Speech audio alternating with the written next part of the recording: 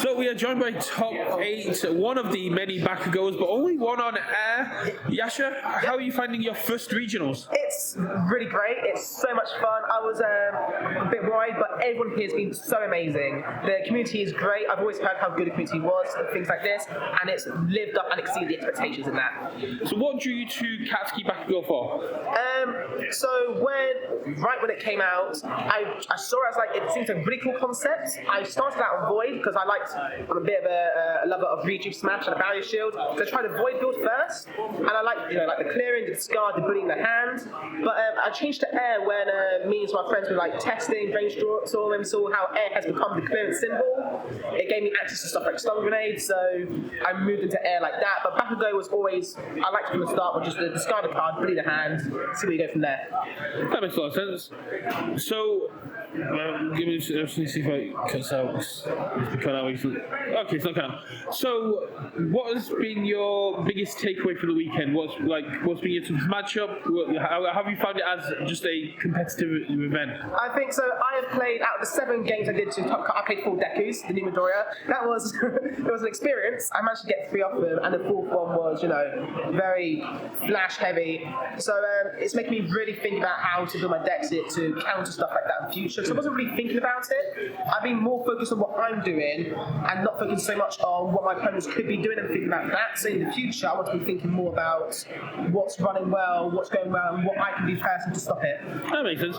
So looking ahead to Origins of Power, anything caught your eye in there? Anything you're really excited for? I mean, I think we can all agree Bertol looks absolutely disgusting. He's going to be unbelievably hard to play against. I think we all thought Bertol 1 when it first came out was ridiculous, and this house game's a whole new level. I'm really looking forward to Levi, because one of the first decks I properly did was Shig 1, because I like the 5 burn damage, and I think that's as close as I'm going to get nowadays to a Shigaraki-esque character. You've still got Spotlight and Retro. I do, but I don't play Retro, so... So, looking further forward to next year, to all the new IPs coming, anything caught your eye, anything you really hyped for? I mean, I'm trying to think. The Critical Role stuff when it came out was great, so I'm hoping they build on more with that.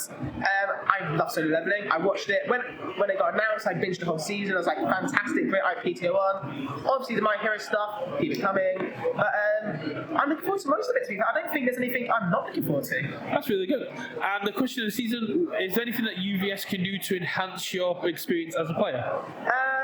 That's a good question. I can't think of my head.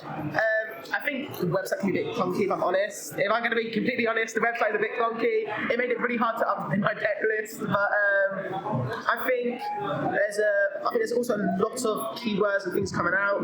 I think personally from a playstyle game, personal playstyle thing right now, I think the discard pile's done a lot, and I'm not a massive fan of it. Like yesterday when I lost my second game, I just had 3 combined firepower, just chucked on me, and it felt rough. But I can't complain if I'm playing a pristine counter, so... Yeah, that's fair.